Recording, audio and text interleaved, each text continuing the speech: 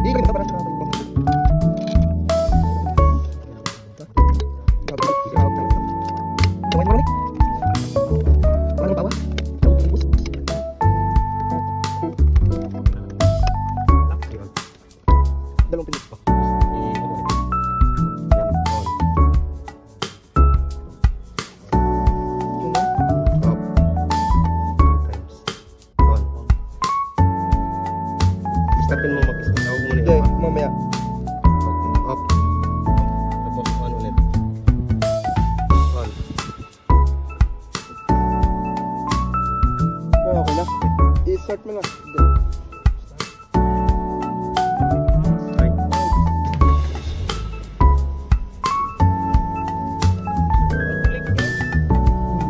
Anahin lang, tingnan lang natin kung May nagpo-flow na gas. oo.